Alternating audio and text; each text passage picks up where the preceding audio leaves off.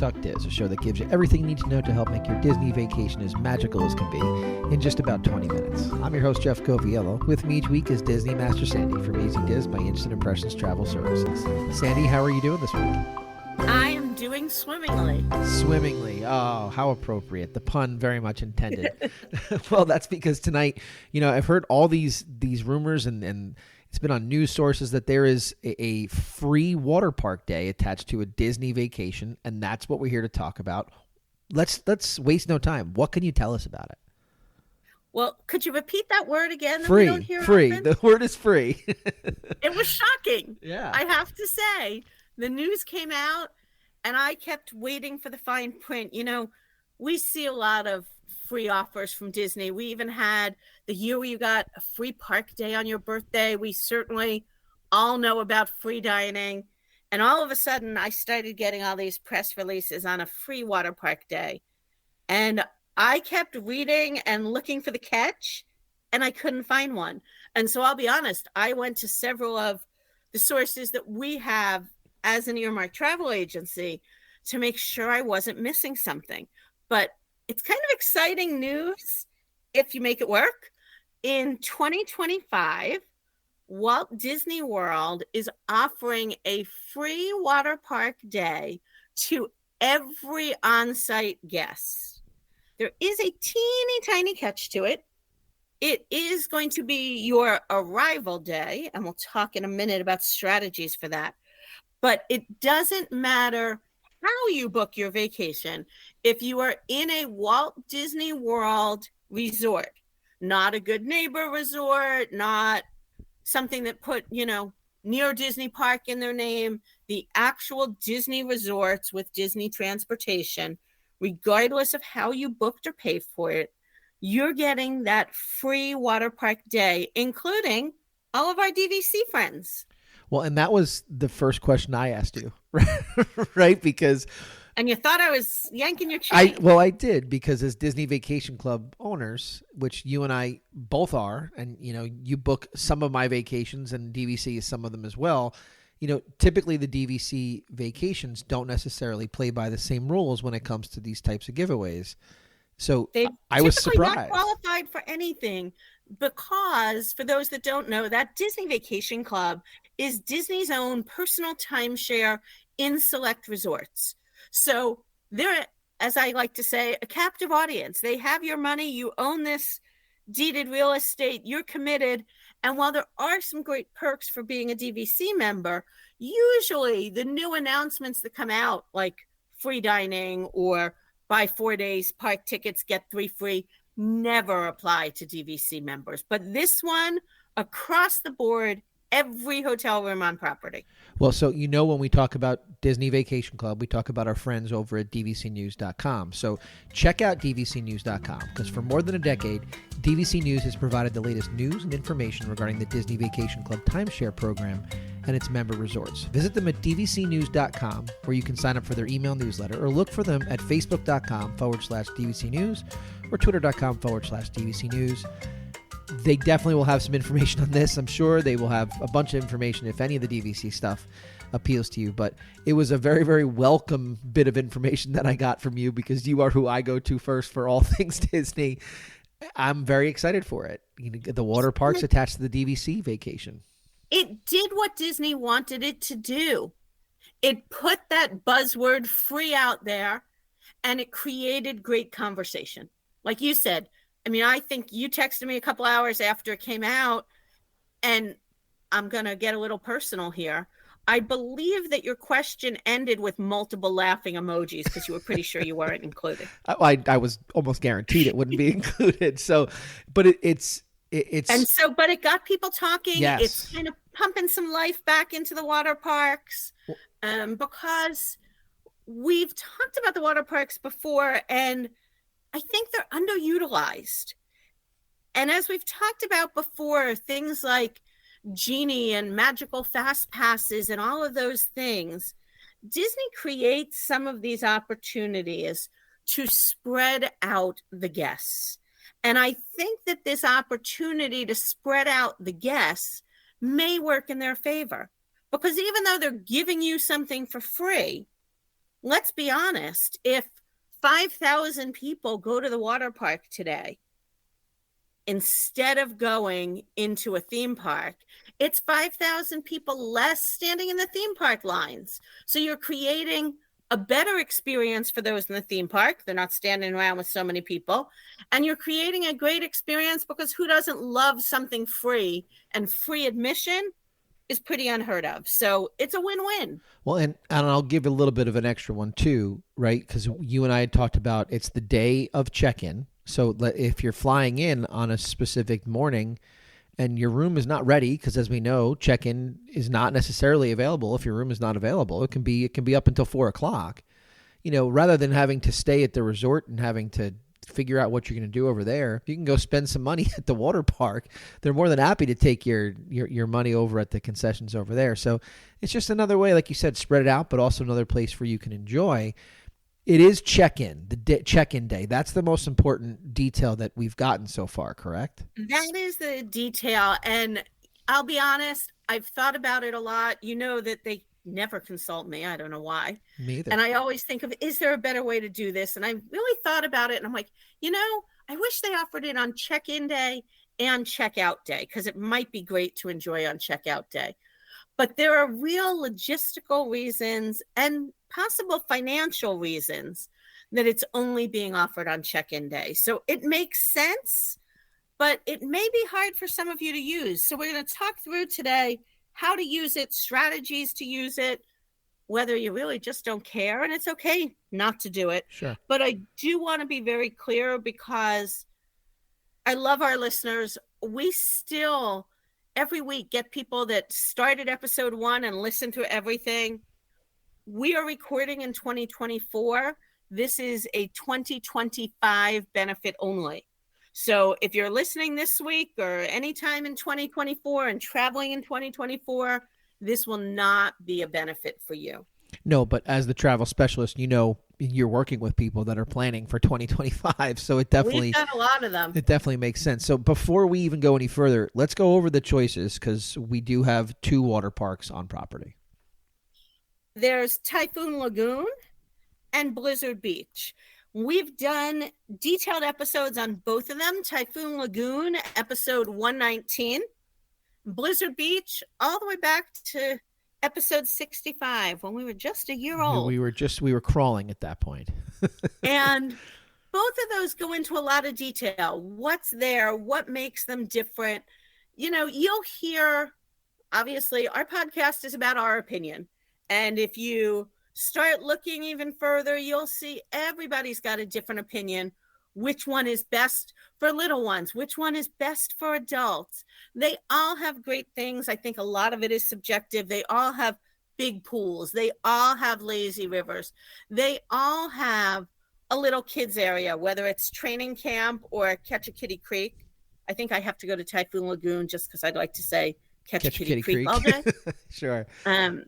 10 attractions for those under 4 feet tall. But if you don't have a little one with you, that's not enticing to you. Some of them have more big family rafts than others. So there is a little bit of a choice to make, but I'm also going to be honest with you. I think we're going to see a change to park hours for the water parks in 2025 because of this benefit. But right now, there may not be a choice. What do you mean by that? There is a majority of the year that one or the other water park is closed. So if there's only one open, that's the perfect one for you.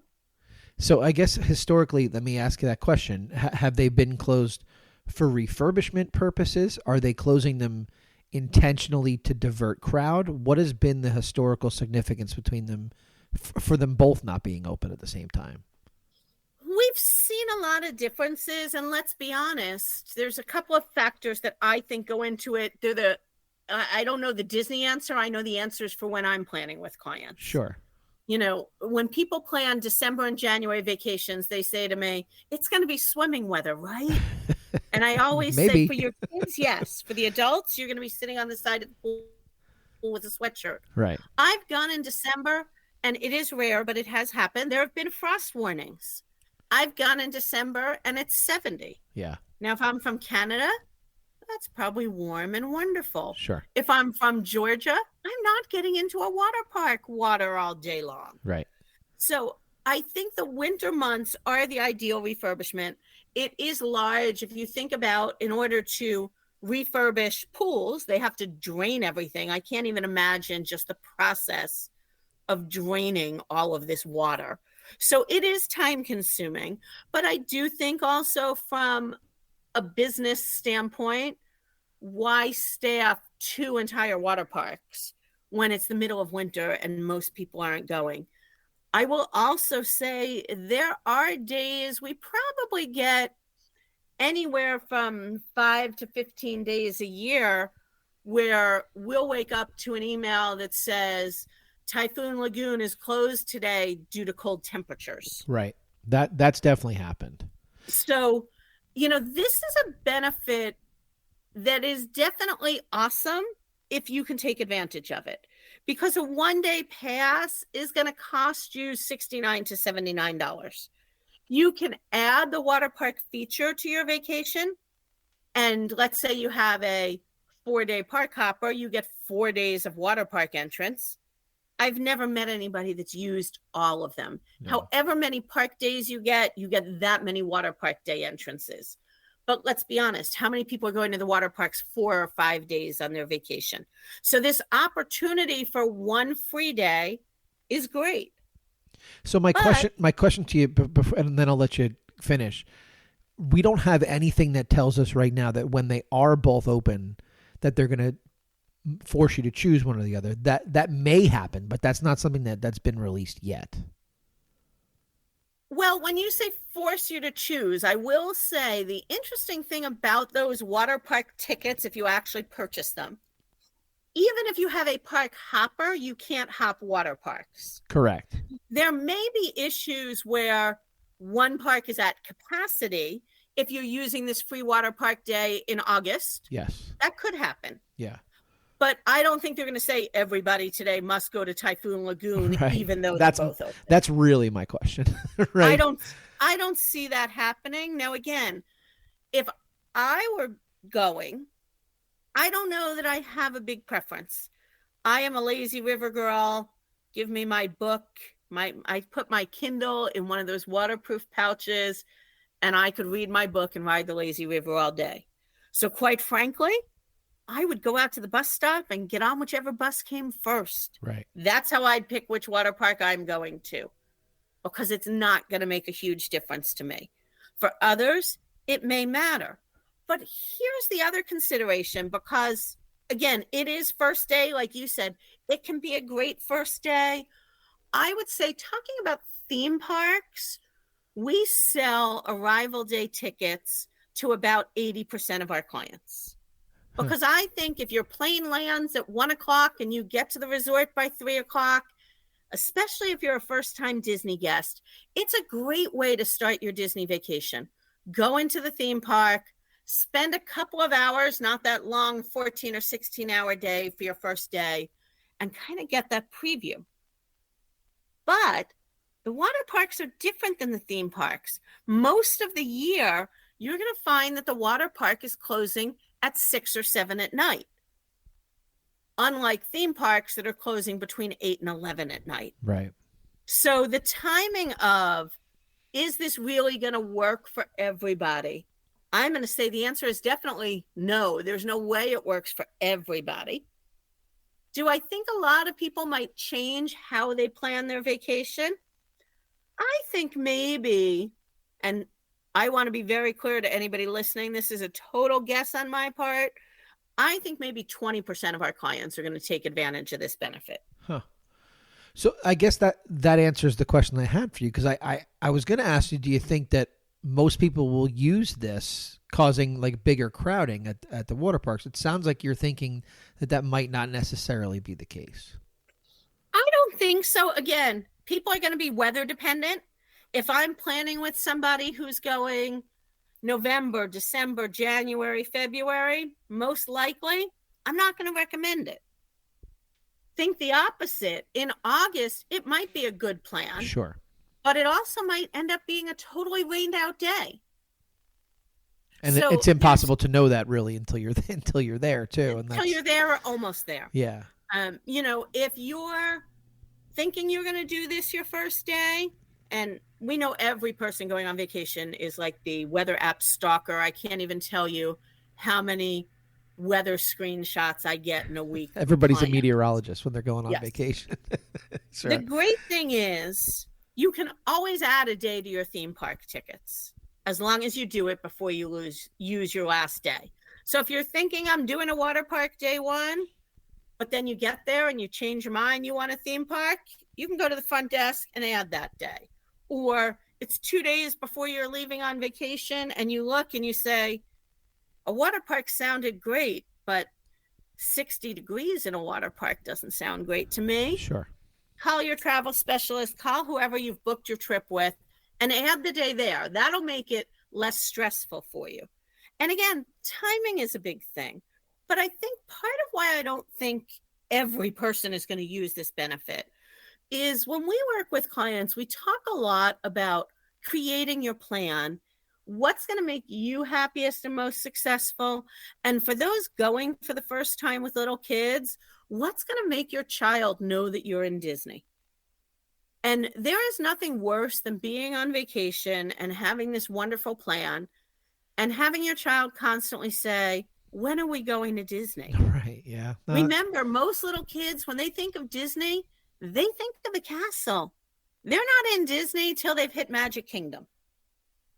So, again, Jeff, for you and I, who are in Disney frequently, our kids would love a water park day for the first day, and they know what's coming. For people who are getting hyped on a vacation where they've never been to Disney, totally different. Are they going to think Typhoon Lagoon is Disney to a 4-year-old? Probably not, no. Probably not. Probably not. So do you want to start your vacation with your kid asking you every 20 minutes, when are we going to get there? Probably not. Not a highlight for me. Probably not. All right, but let's talk about somebody that is going to use it. If they've decided that they are going to use it, let's briefly go through any strategies that you might have as the travel specialist as to how they can use the day. So we said earlier, this is a arrival day benefit only. And we've heard a lot of different requests about it. And this is where you can kind of play around a little bit. A split stay, which means you're doing one hotel for part of your vacation and a second hotel for another, qualifies for 2 first days. They're not literal, hey, you arrived in Orlando today. Sure. It's check-in. Hey, you checked into our hotel today. Yep. So you had 2 check-ins if you have a split stay. If you have a split stay, you have 2 check-ins. Now, a split stay means packing your stuff up and moving in most cases. Right. I just did a split stay 2 weeks ago. I was in Beach Club for 3 nights and then Boardwalk for 3 nights. We had a change of plans, extended our vacation, and I couldn't extend my hotel room. I would probably use that first day on my second stay because it's already the middle of my vacation. What people sometimes do to take advantage of promotions, which we're hearing people ask for now. Again, remember what I said. The water parks are closing at 6 or 7 at night. That means that if your plane is touching down later than probably 1 p.m., I would never recommend the water park to you. By the time the plane touches down, you get your luggage, you get to the hotel, you drop your bags, you pull out your little bag that you prepared to head to the water park. You're going to probably get to the water park about 4:30, 4:45. To me, it's not worth going over for that amount of time. Yeah, I was going to say, you have an hour. you have an hour. Not worth it. Yeah, totally. So what some people are doing is a split stay right in the same resort. I'm going to check into Caribbean Beach on March 12th, just for one night.